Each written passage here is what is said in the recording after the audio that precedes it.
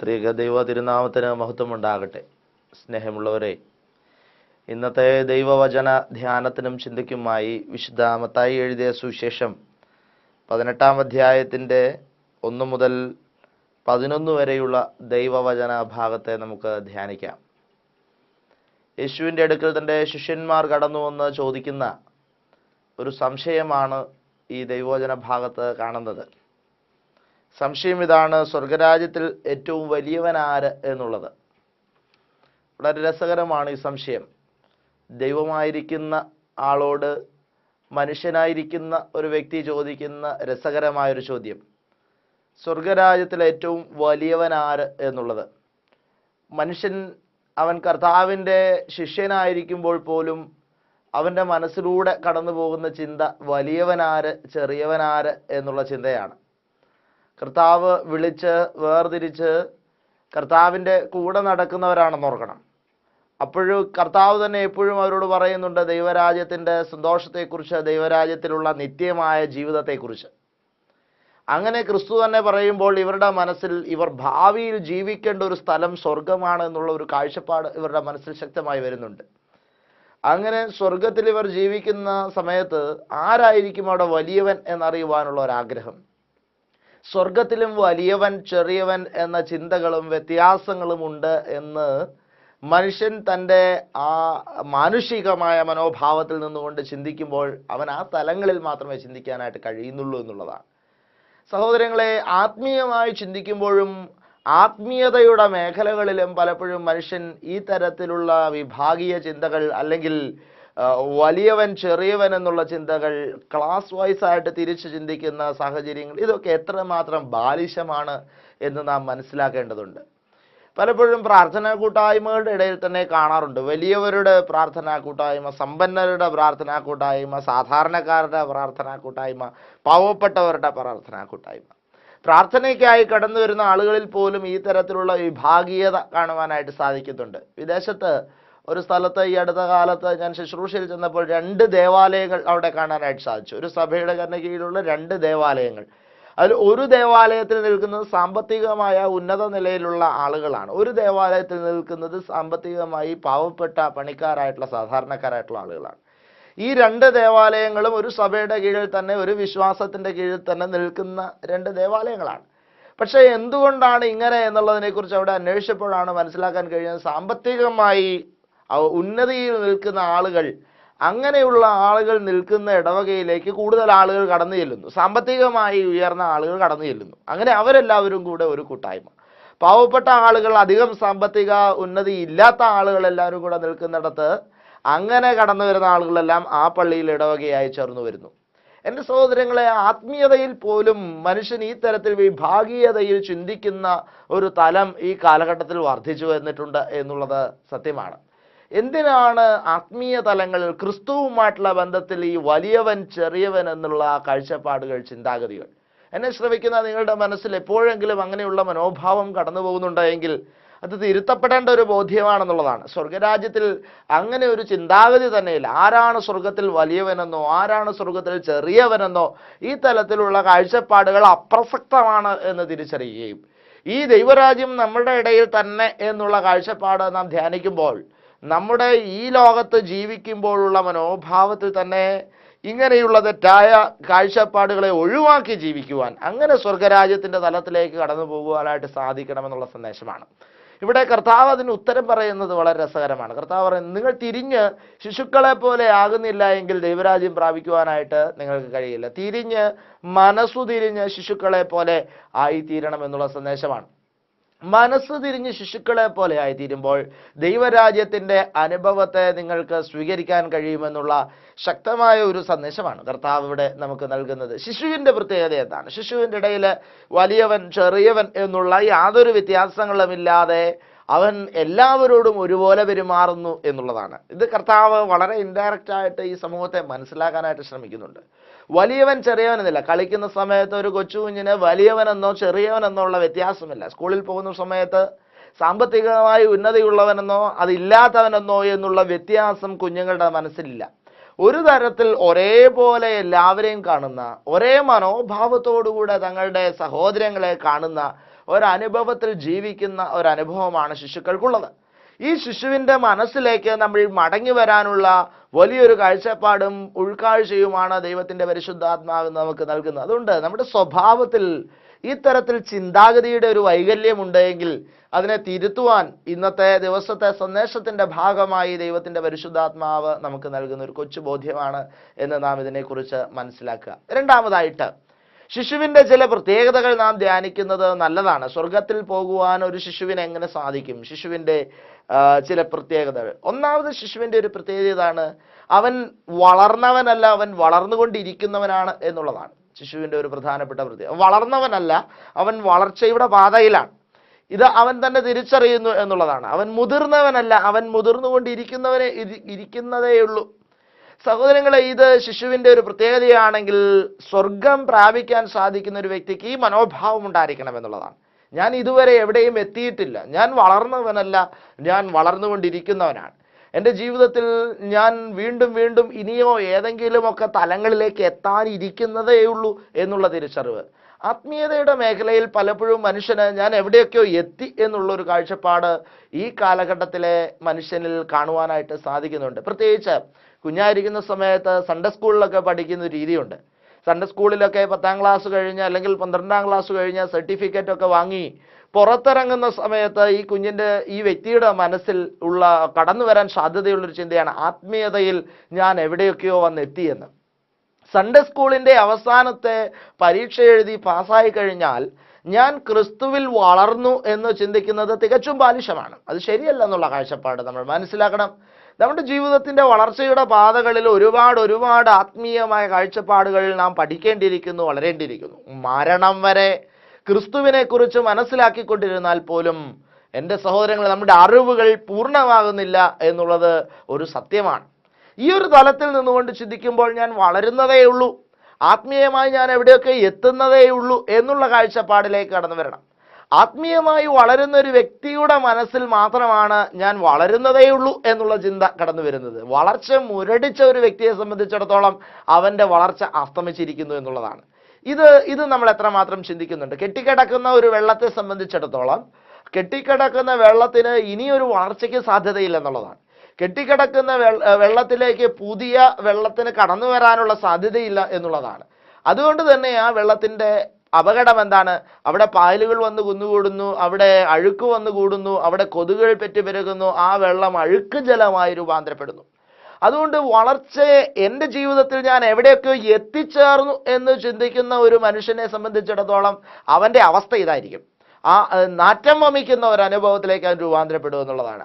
ഇനി പുതിയ ജലത്തിന് കടന്നു വരാനുള്ള സാധ്യത അവൻ്റെ ജീവിതത്തിൽ നഷ്ടപ്പെടുന്നു. പലപ്പോഴും പള്ളിയിൽ പോവുകയും പ്രാർത്ഥിക്കുകയും ഒക്കെ ചെയ്യുന്ന ആളുകളുടെ മനസ്സിൽ കടന്നു വരുന്ന ശക്തമായൊരു ചിന്താഗതി ഞാൻ എവിടെയൊക്കെയോ എത്തിപ്പെട്ടിരിക്കുന്നു എന്നുള്ളതാണ്. പലപ്പോഴും കുർബാനയിൽ വന്ന് പല ആളുകളും നിൽക്കുമ്പോൾ ഞാനിതൊക്കെ എത്ര കണ്ടിട്ടുള്ളതാണെന്നുള്ള മനോഭാവത്തിലാണ് പല ആളുകളും നിൽക്കുന്നത്. എന്താണ് അതിൻ്റെ കാരണം? മനുഷ്യൻ അവൻ ഇതിനെക്കുറിച്ചെല്ലാം മനസ്സിലാക്കിയിരിക്കുന്നു. അവൻ ഈ തലങ്ങളിൽ, ആത്മീയതയുടെ തലങ്ങളിൽ അവൻ എത്തിയിരിക്കുന്നു എന്നുള്ള വികലമായ ഒരു ചിന്താഗതി അവൻ്റെ മനസ്സിനെ ഭരിക്കുന്നുണ്ടെന്നുള്ളതാണ്. അതുകൊണ്ട് നാം മനസ്സിലാക്കണം, കെട്ടിക്കിടക്കുന്ന വെള്ളം പോലെ ആകരുത്. അങ്ങനെ എത്തി നിൽക്കുന്ന ഒരു വ്യക്തിക്ക് ആത്മീയ മുരടിപ്പ് തൻ്റെ ജീവിതത്തിൽ അനുഭവിക്കേണ്ടതായിട്ട് വരും. ചില ആളുകളെങ്കിലുമൊക്കെ പറയാറുണ്ട് പ്രാർത്ഥനകളും കുർബാനകളും ഒക്കെ ബോറടിക്കുന്നതായിട്ട്. ഒത്തിരി നീളം കൂടിയ പ്രാർത്ഥനകളും പ്രത്യേകിച്ച് ഓർത്തഡോക്സ് ആരാധനയിലെ വിശുദ്ധ കുർബാന ഉൾപ്പെടെ എല്ലാം വളരെ നീളം കൂടിയ പ്രാർത്ഥനകളും ആരാധനകളും കുർബാനകളും ഒക്കെയാണ്. ഈ നീളം വർദ്ധിക്കും തോറും മനുഷ്യന് അതിനെ മടുപ്പായിട്ട് പല ആളുകളും പറഞ്ഞു കേൾക്കാറുണ്ട്. സഭയിൽ പൊതുവെ പല ആളുകളുടെ ഇടയിലും വരുന്ന വാഗ്വാദങ്ങളാണ്, ചർച്ചകളാണ് വിശുദ്ധ കുർബാനയുടെ ഉൾപ്പെടെ നീളം കുറയ്ക്കണം എന്നുള്ളതിനെക്കുറിച്ച്. ഞാൻ അതിനെക്കുറിച്ച് വളരെ എതിരായിട്ട് പറയുന്ന ഒരു വ്യക്തിയാണ്. ഒരു വിശുദ്ധ കുർബാനയുടെ ഒന്നും നീളം നമ്മൾ കുറയ്ക്കേണ്ടതായിട്ടുള്ള യാതൊരു ആവശ്യവുമില്ലെന്ന് പറയുന്നത്. എന്തുകൊണ്ടാണ് നീളം കുറയ്ക്കണമെന്ന് എനിക്ക് തോന്നുന്നത്? കാരണം ഒരു മടുപ്പ് എനിക്ക് അനുഭവപ്പെടുന്നു. എന്താണ് ഈ മടുപ്പ് അനുഭവപ്പെടാനുള്ള കാരണം? വളർച്ച മുരടിച്ചിരിക്കുന്നു എന്നുള്ളത് തന്നെ. ഓരോ വിശുദ്ധ കുർബാനയിലും പുതിയ പുതിയ സന്ദേശങ്ങൾ, പുതിയ പുതിയ ഉൾക്കാഴ്ചകൾ, പുതിയ പുതിയ ദൈവാനുഭവങ്ങളെ സ്വീകരിക്കാൻ നമുക്ക് കഴിയണം. ഒത്തിരി പ്രസംഗിക്കാറുള്ള ഒരു വ്യക്തിയാണ് ഞാൻ വ്യക്തിപരമായിട്ട്. ഒത്തിരി പ്രസംഗങ്ങൾക്ക് കടന്നു പോകാറുണ്ട്. പല സ്ഥലങ്ങളിൽ ധ്യാനങ്ങൾക്കും കൺവെൻഷനുകൾക്കും ഒക്കെ കടന്നു പോകാറുണ്ട്. പക്ഷേ ഞാൻ എൻ്റെ ഒരു രീതി വെച്ച് സാധാരണ രീതിയിൽ ഞാൻ പ്രസംഗങ്ങൾ നേരത്തെ ഇരുന്ന് പ്രിപ്പയർ ചെയ്ത് ചെയ്യുന്ന ഒരു രീതി എനിക്കില്ല. അങ്ങനെ ഒരു രീതിയില്ല. ദൈവസന്നിധിയിൽ വന്ന് നിൽക്കുമ്പോൾ പ്രാർത്ഥിക്കുമ്പോൾ കർത്താവ് തരുന്ന ബോധ്യങ്ങളും ഉൾക്കാഴ്ചകളും പങ്കുവെക്കുക. അത് എൻ്റെ വ്യക്തിപരമായ ഒരു രീതിയാണ്. അതാണ് പൂർണ്ണമായിട്ടും ശരി എന്ന അർത്ഥത്തിലല്ല, എനിക്ക് തമ്പുരാൻ തന്നിട്ടുള്ള ഒരു രീതി അതാണ് എന്നുള്ളതാണ് എൻ്റെ വിശ്വാസം. അങ്ങനെ ഞാൻ പ്രാർത്ഥിക്കാറുണ്ട്. അപ്പോൾ ചില സ്ഥലങ്ങളിൽ പ്രസംഗിക്കാനായിട്ട് നിൽക്കുമ്പോൾ പ്രസംഗിച്ചുകൊണ്ട് ഇരിക്കുമ്പോൾ തന്നെ പുതിയ പുതിയ സന്ദേശങ്ങൾ, പുതിയ പുതിയ ഉൾക്കാഴ്ചകളൊക്കെ വരുന്നത് എനിക്ക് കാണാനായിട്ട് സാധിച്ചിട്ടുണ്ട്. പക്ഷേ എനിക്ക് ഏറ്റവും കൂടുതൽ പുതിയ സന്ദേശങ്ങളും പുതിയ ഉൾക്കാഴ്ചകളും ലഭിച്ചിട്ടുള്ളത് വിശുദ്ധ കുർബാന കഴിഞ്ഞ് പ്രസംഗിക്കുന്ന സമയത്താണ്. വിശുദ്ധ കുർബാന കഴിഞ്ഞ് ഞാൻ പ്രസംഗിക്കുമ്പോൾ, അത് ആ ദിവസം എപ്പോഴാണെങ്കിലും, വിശുദ്ധ കുർബാന കഴിഞ്ഞ് ഞായറാഴ്ച സാധാരണ കുർബാന പ്രസംഗം നടത്തുമ്പോഴോ അല്ലെങ്കിൽ അന്ന് വൈകുന്നേരങ്ങളിൽ ഏതെങ്കിലും കൺവെൻഷൻ യോഗങ്ങളിൽ പ്രസംഗിക്കുമ്പോഴോ അന്ന് ഏതെങ്കിലും പ്രാർത്ഥനാ കൂട്ടായ്മകളിൽ പ്രസംഗിക്കുന്നു, എന്ന് വിശുദ്ധ കുർബാന കഴിഞ്ഞിട്ട് പ്രസംഗിക്കുന്നുവോ അന്ന് പുതിയ ഉൾക്കാഴ്ചകൾ, വചനത്തിൻ്റെ പുതിയ കാഴ്ചപ്പാടുകൾ, പുതിയ മർമ്മങ്ങൾ, ഉൾക്കാഴ്ചകളൊക്കെ ദൈവത്തിൻ്റെ പരിശുദ്ധാത്മാവ് എനിക്ക് നൽകുന്നത് എനിക്ക് കാണാനായിട്ട് സാധിച്ചിട്ടുണ്ട്. ഞാൻ രൂപപ്പെടുത്തിയിട്ടുള്ള അല്ലെങ്കിൽ എന്നിലൂടെ രൂപപ്പെട്ടിട്ടുള്ള എല്ലാ പ്രസംഗങ്ങളും പ്രധാനമായിട്ടും വിശുദ്ധ കുർബാനയിലൂടെ, ആ വിശുദ്ധ കുർബാനയിലുള്ള ധ്യാനത്തിലൂടെ, മെഡിറ്റേഷനിലൂടെ, കുർബാന അനുഭവത്തിലൂടെ ലഭിച്ചിട്ടുള്ള ശക്തമായ സന്ദേശങ്ങളാണ്. അത് അനേകരുടെ ജീവിതത്തെ സ്വാധീനിക്കുന്നത്, അനേകരുടെ മനസ്സിനെ പിടിച്ചു കുലുക്കുന്നത് അവരുടെ അനുഭവങ്ങളിലൂടെ എനിക്ക് മനസ്സിലായിട്ടുണ്ട്. ഇതിനൊന്നും എനിക്ക് അവകാശപ്പെടാനില്ല. കാരണം പൂർണ്ണമായിട്ടും കർത്താവ് തമ്പുരാൻ തരുന്ന ചില സന്ദേശങ്ങൾ മാത്രമാണ്. ഞാനിത് പറഞ്ഞത് എന്തിനാണെന്നറിയാമോ? ഇന്നും വിശുദ്ധ കുർബാന വചനത്തിന്റെ പുതിയ ഉൾമർമ്മങ്ങളെ വെളിപ്പെടാനായിട്ട് എന്നെ സഹായിക്കുന്നുണ്ട്. ഓരോ വിശുദ്ധ കുർബാനയിൽ സംബന്ധിക്കുമ്പോഴും വചനത്തിന്റെ പുതിയ പുതിയ ഉൾക്കാഴ്ചകൾ, പുതിയ പുതിയ ബോധ്യങ്ങൾ, ഉൾമർമ്മങ്ങൾ വെളിപ്പെടാനായിട്ട് സാധിക്കുന്നുണ്ട്. എന്താണ് ഇതിന്റെ കാരണം? വിശുദ്ധ കുർബാനയിലൂടെ നമ്മൾ വീണ്ടും വളർന്നുകൊണ്ടിരിക്കുന്നു. അത് വളർച്ചയുടെ ഒരു പാതയാണ്. നമ്മൾ വിശുദ്ധ കുർബാന സ്വീകരിക്കുമ്പോൾ അതൊരു ഭക്ഷണമാണെന്ന് നമുക്കറിയാം. എന്തിനാണ് മനുഷ്യൻ ഭക്ഷണം കഴിക്കുന്നത്? ഭക്ഷണം കഴിക്കുന്നത് വളരാനും ജീവൻ നിലനിർത്താനുമാണ്. ഈ ഒരു തലത്തിൽ നിന്നുകൊണ്ട് ആത്മീയമായി വിശുദ്ധ കുർബാനയെ നമുക്ക് കാണാനായിട്ട് സാധിക്കണം. അതുകൊണ്ട് ഓരോ വിശുദ്ധ കുർബാനയും നമ്മുടെ സ്വഭാവത്തിന് പുതിയ പുതിയ സന്ദേശങ്ങൾ നൽകുന്നതായിരിക്കണം. നമ്മുടെ ആത്മീയമായ കാഴ്ചപ്പാടുകൾക്ക് പുതിയ പുതിയ സന്ദേശങ്ങൾ നൽകുന്നതായിരിക്കണം. ഓരോ വിശുദ്ധ കുർബാനയും നമ്മളെ സ്പിരിച്വലി ഒരുപാട് വളർത്തുന്ന അനുഭവങ്ങളായി രൂപാന്തരപ്പെടണമെന്നുള്ള ശക്തമായൊരു സന്ദേശമാണ്. ഇതിന് നമ്മൾ തയ്യാറാകുന്നുണ്ട്, അല്ലെങ്കിൽ ഈ ഒരു തലത്തിലേക്ക് നമ്മൾ വളരണം. ആ വളർച്ചയാണ് ശിശുവിനെ പോലെയാവുക. ഞാൻ ഇനിയും വളരേണ്ടിയിരിക്കുന്നു, എൻ്റെ ജീവിതത്തിൽ പുതിയത് ഞാൻ ഇനിയും സ്വീകരിക്കേണ്ടിയിരിക്കുന്നു എന്നുള്ളതാണ്. ഒഴുക്കുള്ള വെള്ളത്തെ പരിശോധിക്കുക. ഒഴുക്കുള്ള വെള്ളത്തിൽ ഒന്നും കെട്ടിക്കിടക്കുന്നില്ല, അവിടെ അഴുക്കുണ്ടാകുന്നില്ല. ഒഴുക്കുള്ള വെള്ളം എപ്പോഴും ഫ്രഷ് ആയിരിക്കും എന്നുള്ളതാണ്. അതിന് എവിടെയൊക്കെയോ ഇനിയും എത്തപ്പെടേണ്ടതുണ്ട് എന്നുള്ള തിരിച്ചറിവാണ്. ആ ഏതെങ്കിലും തലങ്ങളിൽ ആ വെള്ളത്തിന് എത്താനുണ്ട്, അതിനൊരു ലക്ഷ്യമുണ്ട്, മുന്നോട്ട് യാത്ര ചെയ്യാനുള്ള ഒരു ഊർജമുണ്ട് ഒഴുക്കുള്ള വെള്ളത്തിന്. ഇത് വളർന്നുകൊണ്ടിരിക്കുന്ന ഒരു വ്യക്തിയുടെ മനോഭാവത്തിന്റെ ചില പ്രത്യേകതകളാണ്. ശിശുവിനെ പോലെ ഞാൻ വളർന്നുകൊണ്ടിരിക്കുന്നു എന്ന് തിരിച്ചറിയുമ്പോൾ യഥാർത്ഥത്തിൽ ചില ലക്ഷ്യങ്ങളിലേക്ക് ഊർജ്ജസ്വലതയോടെ സജീവരായി മുന്നോട്ട് നീങ്ങുവാനുള്ള ബലവും ശക്തിയുമാണ് നമുക്ക് ലഭിക്കുന്നത് എന്ന് തിരിച്ചറിയണം. അതുകൊണ്ട് എന്നെ ശ്രവിക്കുന്ന സഹോദര സഹോദരി, നിങ്ങൾ ആത്മീയമായി എവിടെയും എത്തിയിട്ടില്ല, നിങ്ങൾ വളർന്നുകൊണ്ടിരിക്കുന്നതേ ഉള്ളൂ. നിങ്ങളുടെ കാഴ്ചപ്പാടുകൾ, നിങ്ങളുടെ ചിന്താഗതികൾക്ക് ഇനിയും വളരാനുണ്ട്. ക്രിസ്തുവിൽ ആത്മീയമായി ഒരുപാട് നിങ്ങൾ ഇനിയും എത്തേണ്ടതുണ്ട് എന്ന ഒരു തിരിച്ചറിവിൽ നിന്നുകൊണ്ട് ക്രിസ്തുവിനെ കാണുവാൻ, ക്രിസ്തുവിൻ്റെ മുഖത്തേക്ക് നോക്കുവാൻ നിങ്ങൾക്ക് സാധിക്കട്ടെ. ഒഴുക്കുള്ള ജനത്തിൻ്റെ ഭാവത്തിലേക്ക് നിങ്ങളുടെ മനസ്സ് രൂപാന്തരപ്പെടട്ടെ എന്നുള്ള സന്ദേശമാണ്. രണ്ടാമതായിട്ട് ശിശുവിൻ്റെ ഒരു പ്രധാനപ്പെട്ട പ്രത്യേകത ഇതാണ്: ശിശു പഠിച്ചുകൊണ്ടിരിക്കുന്നവനാണ്, പഠിച്ചവനല്ല എന്നുള്ളതാണ്. എവിടെയെങ്കിലും എത്തിയവനല്ല, അവൻ പഠിച്ചുകൊണ്ടിരിക്കുന്നവനാണ്. അവൻ്റെ പഠന പ്രക്രിയ അവൻ ഒരുപക്ഷെ തുടങ്ങാൻ പോകുന്നതേ ഉള്ളൂ, അല്ലെങ്കിൽ അത് നടന്നുകൊണ്ടിരിക്കുന്നതേ ഉള്ളൂ. പഠനം പൂർത്തീകരിച്ചൊരു വ്യക്തിയല്ല ശിശു, പഠിച്ചുകൊണ്ടിരിക്കുന്നവനും പഠിക്കാൻ പോകുന്നവനുമാണ് ശിശു. ഇത് ആത്മീയമായി നമുക്കുണ്ടാകേണ്ട ശക്തമായൊരു തിരിച്ചറിവാണ്. നമ്മൾ പഠിച്ചുകൊണ്ടിരിക്കുന്നതേ ഉള്ളൂ ക്രിസ്തുവുമായിട്ടുള്ള ബന്ധത്തിൽ. നമ്മളുടെ ബൈബിൾ സംബന്ധമായ ജ്ഞാനങ്ങളും അറിവുകളും പൂർണ്ണമല്ല എന്ന് മനസ്സിലാക്കുവാനായിട്ട് സാധിക്കണമെന്നുള്ളതാണ്. പൗലോസ്ലീഹായെ ഞാൻ വളരെ ആവേശത്തോടെ എടുത്ത് സംസാരിക്കാറുള്ള ഒരു കഥാപാത്രമാണ്. പൗലോസ്ലീഹ ശൗലായിരിക്കുന്ന ഒരു കാലഘട്ടമുണ്ട്, പണ്ഡിതനായിരുന്നു എന്നുള്ളതാണ്. ഗമാലിയേലിൻ്റെ ശിഷ്യനായി ജീവിച്ച പൗലോസ് എന്ന് പറയുമ്പോൾ തീർച്ചയായിട്ടും വളരെ ശ്രേഷ്ഠനായ, വളരെ പണ്ഡിതനായ ഒരു വ്യക്തിയാണ് പൗലോസ്. ഇത്രമേൽ ഗമാലിയേലിൻ്റെ ശിഷ്യനാവുക എന്ന് പറഞ്ഞാൽ അതിൽ പരം ഭാഗ്യം മറ്റൊന്നില്ലെന്ന് ഓർക്കണം. അപ്പോൾ അത്രമേൽ പണ്ഡിതനായ, തോറ സംബന്ധിച്ച് ജ്ഞാനമുള്ളവനായ, വചനത്തിൻ്റെ ഉൾമർമ്മങ്ങൾ അറിയാവുന്നവനായ വ്യക്തിയാണ് ശൗൽ. ഈ ശൗല് തൻ്റെ പാണ്ഡിത്യത്തിൻ്റെ ഔന്നത്യത്തിൽ നിൽക്കുന്ന സമയത്താണ് അവൻ സ്തെഫാനോസിനെ കല്ലെറിഞ്ഞു കൊല്ലുന്നത് എന്ന് നമുക്കറിയാം. ആ സമയത്ത് ശൗലിൻ്റെ മനസ്സിലുള്ള ചിന്താഗതി ഞാൻ എല്ലാം തികഞ്ഞവനാണെന്നുള്ളതാണ്. എൻ്റെ കാഴ്ചപ്പാടുകൾ പൂർണ്ണമാണ്, എൻ്റെ അറിവുകൾ പൂർണ്ണമാണ് എന്നുള്ള ഒരു ചിന്താഗതിയാണ് പൗലോസിനെ സംബന്ധിച്ചിടത്തോളം ഉള്ളത്. പക്ഷെ ഈ ശൗൽ പിന്നീട് പൗലോസായി രൂപാന്തരപ്പെട്ട് കഴിയുമ്പോൾ നമുക്ക് കാണാനായിട്ട് സാധിക്കും, ഈ പൗലോസായി രൂപാന്തരപ്പെട്ട ശൗല് പിന്നീട് കുറെ ലേഖനങ്ങൾ എഴുതിയിട്ടുണ്ട്. പൗലോസിന്റെ ലേഖനങ്ങൾ എന്ന രീതിയിൽ ബൈബിളിൽ നമ്മൾ വായിക്കുന്നത് അതൊക്കെയാണല്ലോ. ഈ പൗലോസിന്റെ ലേഖനങ്ങളിലേക്ക് നാം കടന്നു വന്ന ലേഖനങ്ങൾ വായിക്കുമ്പോൾ ഗമാലിയേലിന്റെ ശിഷ്യത്വത്തിൽ പൗലോസ് ആയിരുന്ന കാലഘട്ടത്തിൽ പൗലോസിന് ലഭിച്ച അറിവുകളോ ഉൾക്കാഴ്ചകളോ ഒന്നുമല്ല പൗലോസ് പ്രസംഗിച്ചുകൊണ്ടിരിക്കുന്നത്. ഇത് വളരെ ശ്രദ്ധേയമായ ഒരു കാര്യമാണ്. പൗലോസ് പ്രസംഗിക്കുന്നത് പുതിയ ഉൾക്കാഴ്ചകളാണ്. തോറ സംബന്ധിച്ച് പുതിയ വ്യാഖ്യാനങ്ങൾ പൗലോസ് പറയുന്നത് നമുക്ക് കാണുവാനായിട്ട് സാധിക്കുന്നു. കർത്താവിനെ മൽക്കീസദേക്കുമായിട്ട് താരതമ്യപ്പെടുത്തിക്കൊണ്ടുള്ള ചില പ്രയോഗങ്ങളൊക്കെ പൗലോസ് ശ്ലീഹായുടെ കാണുന്നുണ്ട്. ആ മൽക്കീസദേക്ക് ക്രിസ്തുവിനെ പ്രതിനിധാനം ചെയ്യുന്നു എന്നുള്ള തിരിച്ചറിവ് നമുക്കറിയാം. ഉൽപ്പത്തി, പുറപ്പാട്, ലേവ്യ, സംഖ്യ, ആവർത്തനം, അതിൽ ഉൽപ്പത്തി പുസ്തകത്തിലാണ് മൽക്കീസദേക്ക് അബ്രഹാമിന്റെ അടുക്കൽ കടന്നു വരുന്ന സംഭവം നമുക്ക് ധ്യാനിക്കാനായിട്ട് സാധിക്കുന്നത്. അതുകൊണ്ട് അത് തോറായിൽപ്പെട്ട ഒരു പുസ്തകമാണ്, എന്ന് പറഞ്ഞാൽ പഞ്ചഗ്രന്ഥങ്ങളിൽപ്പെട്ട ഒരു പുസ്തകമാണ് ഉൽപ്പത്തി. അതുകൊണ്ട് തന്നെ ഗമാലിയേലിന്റെ ശിഷ്യത്വത്തിൽ ശൗൽ ആയിരുന്ന സമയത്ത് ഈ മൽക്കീസദേക്കിന്റെ വരവിനെ കുറിച്ച് ആ തലത്തിലുള്ള വ്യാഖ്യാനങ്ങൾ പൗലോസ് നന്നായി പഠിച്ചിട്ടുണ്ടാകാം. പക്ഷേ ഇപ്പോൾ പൗലോസ് അതിനെക്കുറിച്ച് വ്യാഖ്യാനിക്കുന്നത് ക്രിസ്തുവുമായിട്ട് ബന്ധിപ്പിച്ചുകൊണ്ടാണ്. കണ്ടോ, മൽക്കീസദേക്കിന്റെ കടന്നുവരവിനെ ക്രിസ്തുവുമായിട്ട് ബന്ധിപ്പിച്ച് വ്യാഖ്യാനിക്കുന്ന പൗലോസിനെ നമുക്ക് കാണാനായിട്ട് സാധിക്കുന്നു. ഇത് വളരെ ശ്രേഷ്ഠമായ ഒരു കാഴ്ചപ്പാടാണ്. എന്തുകൊണ്ട്, എവിടെ നിന്ന് ഈ കാഴ്ചപ്പാട് കിട്ടി?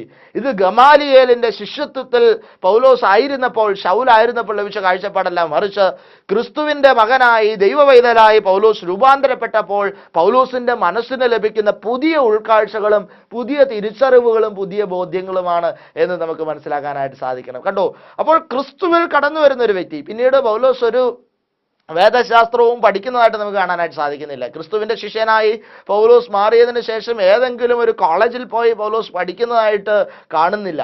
പക്ഷെ എങ്കിലും പുതിയ ഉൾക്കാഴ്ചകൾ, പുതിയ ബോധ്യങ്ങൾ, ക്രിസ്തുവിനെ സംബന്ധിച്ചിട്ടുള്ള പുതിയ തിരിച്ചറിവുകൾ കൊണ്ട് നിറയപ്പെട്ടതാണ് പൗലോസിൻ്റെതായിട്ടുള്ള എല്ലാ ലേഖനങ്ങളും എന്ന് നമുക്ക് മനസ്സിലാക്കാനായിട്ട് സാധിക്കും. ഇതിൽ നിന്ന് എന്ത് മനസ്സിലാക്കാം?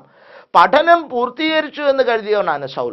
പഠിച്ച് എവിടെയെങ്കിലും എത്തിയവനായി എന്ന് ചിന്തിച്ചവനാണ് ശൗൽ. പാപം ജീവിതത്തിൽ ഇല്ലാത്തവനാണ്, പാപം ഒഴിഞ്ഞവനാണെന്ന് ചിന്തിച്ചിരുന്നവനായിരുന്നു ശൗൽ. ഈ ഒരു തലത്തിൽ നിന്നുകൊണ്ട് ശൗലിന്റെ കാഴ്ചപ്പാടുകൾ ഒരുപാട് മാറുന്നു, മാനസാന്തരപ്പെടുന്നു. ക്രിസ്തുവുമായിട്ടുള്ള ബന്ധത്തിലേക്ക് കടന്നു വരുമ്പോൾ ഞാൻ ഇനിയും എവിടെയും എത്തിയിട്ടില്ല എന്നുള്ള ചിന്ത, ഞാൻ പാപമൊന്നും ചെയ്യാറില്ല എന്ന മനോഭാവത്തിൽ നിന്ന് ഞാൻ പാപികളിൽ ഒന്നാമനായി മാറിയിരിക്കുന്നു എന്നുള്ള കാഴ്ചപ്പാടിലേക്കുള്ള വളർച്ച, ഇതെല്ലാം പഠിച്ചുകൊണ്ടിരിക്കുന്ന ഒരു വ്യക്തിയുടെ ജീവിതത്തിൽ സംഭവിക്കുന്ന ചില പ്രത്യേകതകളാണ് എന്നുള്ളത് നമുക്ക് മനസ്സിലാക്കുവാനായിട്ട് സാധിക്കും. കണ്ടോ, ക്രിസ്തുവിൽ താനെങ്ങും എത്തിയിട്ടില്ല, ഇനിയും ഒത്തിരി പഠിക്കാനുണ്ട് എന്ന് പറയുന്ന പൗലോസിന്റെ സ്വഭാവം.